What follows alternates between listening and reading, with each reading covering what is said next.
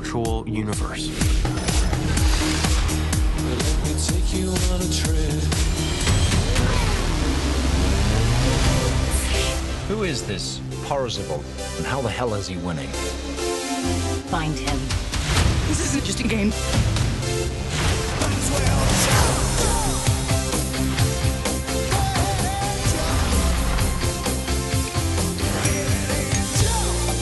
Like many of you, I only came here to escape.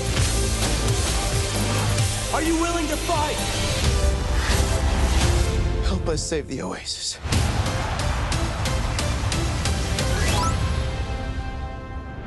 네, 이어서 소개해드릴 작품은 스티븐 스필버그의 레디 플레이어 네, 원입니다. RPO입니다. 네. 줄여서. 아, 그러네요. 네. 네. 정말 제가 작년에 봤던 영화 중에 정말 극장에서 진짜 재밌어요. 신나게 봤던 네. 작품이었고요. 네. 아까 제가 제임스 카메론 감독이 미래를 다루지만 약간 보수적이기도 하고 과거에 너무 집착하는 것 같다, 인간의 마음에 집착하는 것 같다는 말씀드렸는데, 스필버그는 아예 대놓고 미래가 된다 하더라도 80년대 음악을 들을 것이고 계속 복고가 생겨날 것이다라는 선언 같은 영화인 것 같습니다. 2045년도를 배경으로 다루고 있는데 이 영화에서 제일 중요한 건 향수예요. 그리고 또 이제 결국은 가상현실을 다루고 있고 그 게임의 세계를 너무나 화려하게 보여주고 있는데 결국 하고 있는 말은 얘들아 게임은 진짜 세계가 아니야 이런 또 말을 하는 계몽적인 부분도 있어서 어떻게 보면 영화에 대한 감정이 굉장히 양가적으로 생기기도 하는 그런 작품이기도 하죠. 네, 그런 면에서 스필버그 감독이 대놓고 자신의 주제와 하고 싶은 말을 녹여냈다는 점에서 약간 오글거리기도 하지만 어쩌면 스필버그야말로 가장 솔직한 감독이 아닌가라는 생각이 들기도 합니다. 사실 스티븐 스필버그만큼 10대들을 잘 이해하면서 그것을 영화적인 어떤 그 근원으로 끌어들인 감독들도 드문 것 같고요. 그 다음에 스필버그가 이제 과거에 특히 80년대 같은 경우에 굉장히 잘했던 작품의 어떤 스타일이 뭔가 하면 10대들의 어드벤처 영화들 이런 것들이었거든요. 네. 본인이 직접 감독하기도 했고 심지어는 제작을 맡기도 했었는데 예를 들면 영화에서도 계속 인용되는 것이 이제 백 투 더 퓨처 같은 작품이지 않습니까?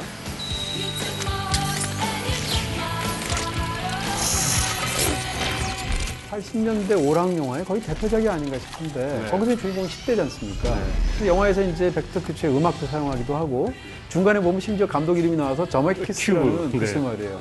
과거로 돌아갈 수 있는. 네, 한 1, 2분 정도 짧게 앞으로 돌리게 되는 저메키스 큐브라는 진짜 훌륭한 아이템이 나오기도 하고 그리고 또 이제 영화에서 보면 그 심지어는 약간 코믹하게 맥플라이라고 부르기도 하잖아요. 맥플라이는 그 주인공 이름이지 않습니까? 백투더퓨처에 이런 식으로 끌어들이게 되는데 제가 지금 백투더퓨처만 얘기해서 그렇지 이 영화는 진짜 80년대, 90년대 대중문화에 대한 레퍼런스의 바다 같은 작품이죠. 그렇죠. Oh, yeah. I'll wave to you from the finish line. McFly. 심지어는 다 몰라도 어느 정도 상당 부분을 즐길 수 있는 부분도 있고요. 아, 이게 대략 인용인 것 같다라고 하면 그 인용이 뭘 인용했는지를 몰라도 즐길 수가 있는 부분도 있습니다. 네. 그러니까 대놓고 마지막에 대전투 씬에서 네. 나오는 캐릭터들이 다 의미가 있는데 깜짝 놀라요. 하나하나 보려면은 한도 끝도 없어요. 그냥 아는 사람만 봐라고 이제 풀어놓는 거죠. 그걸 두 가지를 막 합치기도 해요. 예를 들면 극 중에 아이언 자이언트가 나오는데 아이언 자이언트가 마지막에 이렇게 그 용광로 같은 데 들어가면서 빗속에서 이렇게 엄지손가락 올리지 않습니까? 터미네이터로. 이런 것들은 서로 다른 걸 막 합쳐서 막 하기 때문에 막 건담이 나오고 메카고질라가 나오고 아이언 자트가 나와서 막 싸워도 전혀 어색하지 않아요. 왜냐하면 가상현실이니까. We gotta remember the clue. A creator who hates his own creation. The Shining.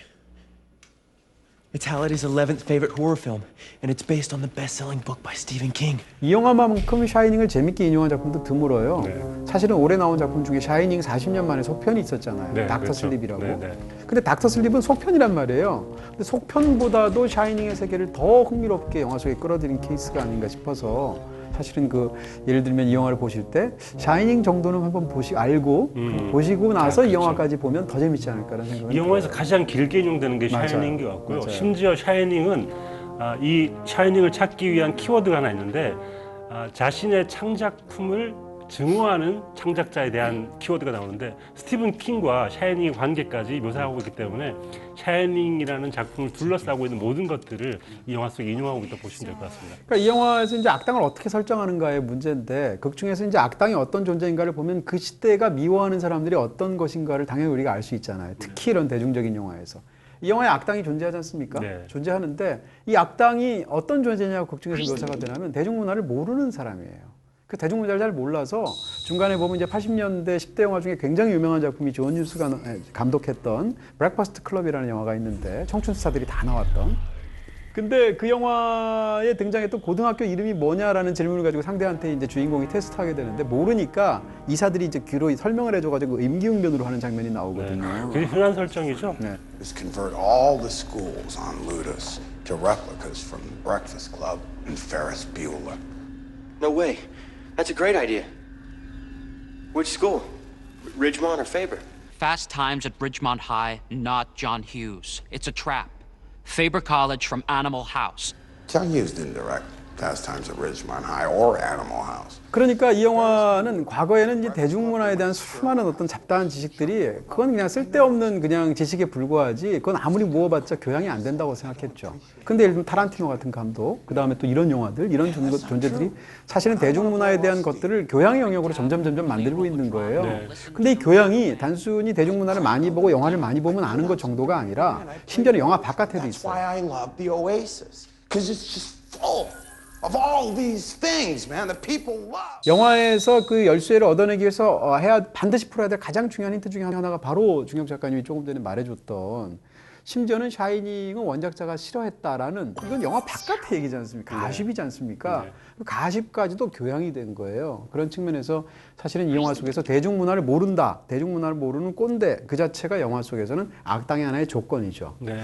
또 하나의 악당의 조건이 뭔가 하면 극 중에서 보면 가상현실과 현실을 구분 못하는 존재예요. 영화에서 보시게 되면 그 H가 특수하게 만들어서 마치 집무실처럼 만들었지만 그건 가상현실의 세계인데 그것을 이제 그 악당이 이게 가상현실인지 현실인지 몰라가지고 상대한테 농락당하는 장면이 있는데 결과적으로 얘기하면 가상현실과 현실을 구분 못하는 존재가 악당이라는 거예요. Pick up! Pick up, Alice! 영화의 마지막에 보면 이런 엄청난 가상현실의 세계를 묘사하지만 가상현실과 현실을 명확하게 구분하고 둘을 나눠서 즐겨가지고 화요일, 목요일에는 게임도 안 하고 이런 어떤 세상을 굉장히 이상적인 부분으로 영화에서 말하거든요. 그러니까 대중문화를 모른다. 그 다음에 가상현실과 현실을 구분 못하고 그런 존재, 이런 존재가 악당이라는 설정이 영화에서 굉장히 흥미롭죠. 어른들의 충고에 대한 강력한 반발의 영화인 것 같고요. 말씀하신 것처럼 야 너는 그 게임 그렇게 하다가 그렇게 난폭해져가지고 누군가를 죽이면 어떡해라는 어른들의 걱정 같은 것들이 우린 그렇지 않아. 우린 분명히 불리해라는 이야기를 하고 있고요. 또 하나 마지막 부분에 자세하게 말씀 못 드리지만 게임을 하는 중요한 이유가 뭐야? 그걸 깨기 위해서 그런 거 아니야? 목표가 있어 그런 거 아니야? 우리는 아니에요. 우리는 이 게임을 즐길 뿐이에요.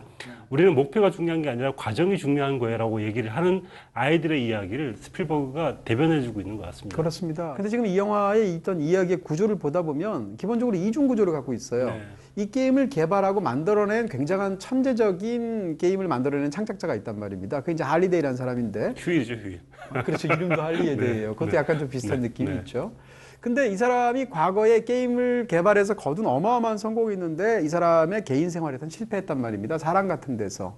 근데 그것을 자기가 이 게임을 이제 죽고 유언을 남기는 과정에서 어떤 거대한 대회를 만들게 되는데 이 대회는 말하자면 그 대회에서 우승할 수 있으려면 어떻게 해야 되냐면 그 과거의 할리데이 마음을 가장 잘 이해하고 공감하는 자가 승리할 수 있단 말이에요. 그러니까 쉽게 얘기하면 공감 능력을 가진 사람이 우승자가 될 수 있다는 설정이 흥미롭고 그 다음에 그 공감 능력을 가진 사람은 뭔가 하면 현실 세계가 싫어서 왜냐하면 트레일러 같은 데서 굉장히 어렵게 살고 있거든요. 그러니까 가상현실에 빠지는 존재였단 말이에요. 그러니까 시작은 똑같아요. 할리데이도 자기의 삶보다 게임에 몰두해서 자기 사생활을 망친 사람이고 그 주인공인 이 웨이드라는 친구도 지금 현실이 너무 싫어서 가상현실로 도피한 사람인데 이 과거의 이 사람의 잘못과 후회를 게임식으로 게임의 오아시스 세계로 들어가게 된 주인공이 웨이드가 풀어주는 과정에서 아 정말 중요한 것은 게임 바깥의 현실에 있구나라는 것을 깨닫고 과거에 또한 그 할리데이의 후회와 그런 한까지도 풀어주는 얘기거든요. 그러니까 이런 기본적인 이중 구조가 굉장히 흥미롭게 되어 있고 심지어는 과거의 그 할리데이는 일과 우정과 사랑 사이에서 일에는 성공했지만 우정과 사랑에서 실패했단 말이에요. 근데 영화의 웨이드는 영화의 마지막에서 일에도 성공하고 우정과 사랑에도 성공하도록 되어 있어요. 이런 식으로 이중 구조를 통해서 이야기가 풀려가 나가는 거죠. 근데 사실은 이제 이 이야기를 보다 보면 약간 영화의 마지막에 가면 영화 너무 잘 즐겼는데 영화 너무 위선적인 거 아니야? 뭐 이런 생각이 살짝 들어요. 왜냐하면 영화 속에서 이 관객을 설득시키고 가장 재미를 주는 그 가장 강력한 이유는 오아시스라는 가상현실 세계를 너무 잘 만들었거든요. 시각적으로나 등등해서. 그래서 관객이 거기에 매혹되게 만들었단 말이에요. 그 주인공조차도 그 속에서 오아시스를 가장 잘 가상현실을 활용하는 것 때문에 이 모든 영예를 얻은 사람이란 말이에요. 근데 맨 마지막에 가게 되면 얘들아 중요한 건 게임이 아니고 사실은 진짜 세계는 바깥에 있으라고 영화가 말을 하니까 그럼 여태까지 보여준 건 뭔가 이런 생각이 들면서 이 둘 사이에서 이 영화가 갖고 있는 보수적인 세계관과 그 속에서 가상현실을 다룬 영화적인 어떤 그런 뛰어난 능력이 불일치를 일으키면서 In the name of Artemis, in the name of H, in the name of Daito and Sho. 근데 이제 문제는 뭔가 하면 어떤 영화들은 자기가 매혹되어서 그것을 펼쳐내는 것과 마지막에 주제에 대해서 그것을 목소리를 내는 것 사이에서 불일치를 일으킨단 말이에요. 어떤 영화는 반전 영화인데 반전 영화 속에서 사실은 전투의 그 폭력의 쾌감을 힘껏 즐기게 한 다음에 마지막에 반전 메시지를 얘기하는 영화들이 있단 말이에요. 마찬가지로 이제 저는 레디 플레이어 1을 볼 때마다 이 영화가 너무 재밌는데 너무 재밌지만 사실은 영화가 하고 있는 얘기는 딴소리를 하는 것 같은 느낌이 들어서 이 둘 사이의 불일치를 사실 굉장히 왜냐면 영화가 자체가 너무 뛰어난 오락 영화니까. 저는 그런 생각을 하면서 어떤 생각을 했냐면 사실 이 영화에서 계속 이 할리데이가 어떤 생각을 했는지를 따라가서 그걸 풀어야지만 키워드를 풀 수 있는 거잖아요. 네. 그게 할리데이가 아니고 스필버그 같은 거예요. 그렇죠. 이 영화를 보려면 스필버그가 어떤 생각을 하는지를 알아야지만 볼 수 있어요. 스필버그가 불일치한 인간이었기 때문에 그러니까 스필버그라는 사람이 만들었던 영화를 보면 굉장히 불일치한 영화들이 많잖아요. 그렇죠. 어떤 부분들에 어쩌면 그 불일치도 나이다라는 이야기를 어쩌면 이 영화의 플롯이나 주제로 하는 게 아닌가 싶은 생각도 들더라고요. 네, 물론 이제 창작자나 이런 사람들이 이렇게 완전히 모든 것이 통일된 사람들은 아니겠죠. 네. 어쨌건 뭐 이 압도적인 그런 재미들을 즐길 수 있었고요. 여기서는 사실 이제 재밌는 장면들이 너무 많아서 예를 들면 토요일 밤의 열기 같은 것을 이렇게 인용을 해서 춤추는 공중 춤 장면이나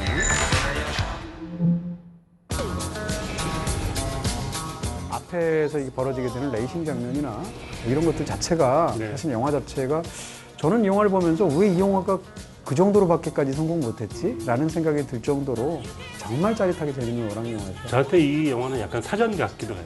만약에 이 영화를 통해서 80년대 문화나 새로운 문화, 70년대 문화 같은 것들에 궁금해져서 하나씩 찾아보게 된다면 아 이게 그 장면이었어 하고 계속 돌아와서 보게 될 만한 그런 영화가 아닌가 싶더라고요.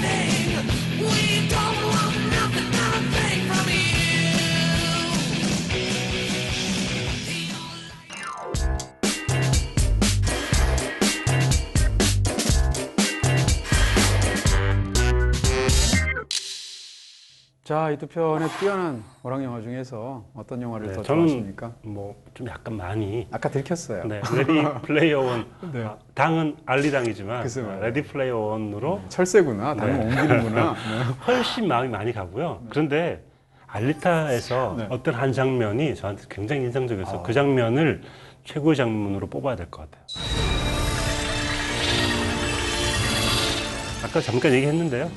알리타가 신체가 절단된 이후에 한 팔로 지탱하면서 상대를 제압하는 그 장면은 압도적이에요. 약간 충격적이기도 하고 약간 홍콩 옛날 영화에서 나왔던 그런 테마 같기도 하고 굉장히 예스럽지만 또 새롭기도 해가지고 그 장면이 좀 잊혀지지가 않더라고요. 그 장면을 최고. 이거 약간 의외예요. 네. 근데 그 장면 진짜 짜릿하죠. 네. 묘하죠. 막 당혹스럽기도 하고.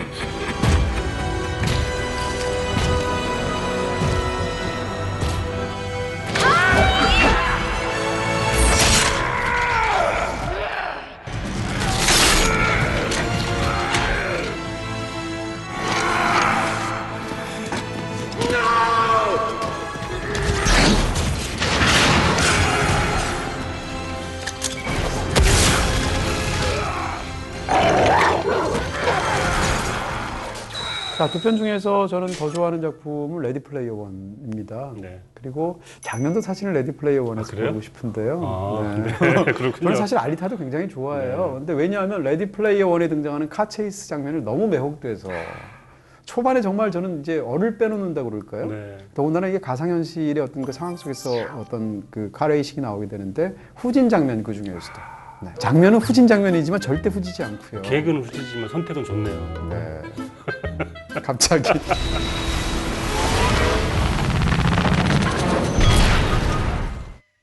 어쨌건 그때 그 후진 장면을 보면 후진을 쫙 하는데 위에 이제 펼쳐지지 않습니까? 킹콩이 다른 네, 막 네. 차들을 막 부수고 이런 장면들도 나오고 하면서 맨 마지막에 그 연못에 도착해서 그 천사장 밑에서 쫙 그 끝나는 장면까지. 네. 근데 이 아까 제가 말씀드렸지만 분명히 영화는 오글거리는 게 있습니다. 그러니까 이게 메시지가 뭐냐면 남들이 다 앞으로 가려고 할 때 뒤로 가는 게 어쩌면 목적지에 가깝게 가는 걸 수도 있다라는 이야기를 오글거리게 하는 거잖아요. 근데 시각적으로 너무 황홀하니까 그런 주제보다는 그 시각이 더 매혹되는 것 같아요. 그래서 글쎄 말이에요. 네, 노lan 네, 저렇게 한번 해보고 싶죠. 후진이.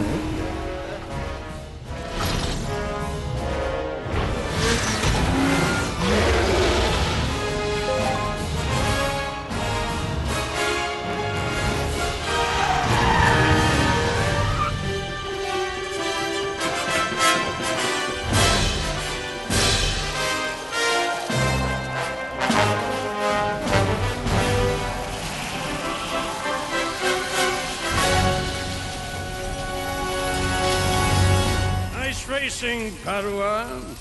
You're the first to finish. Mr. Halliday.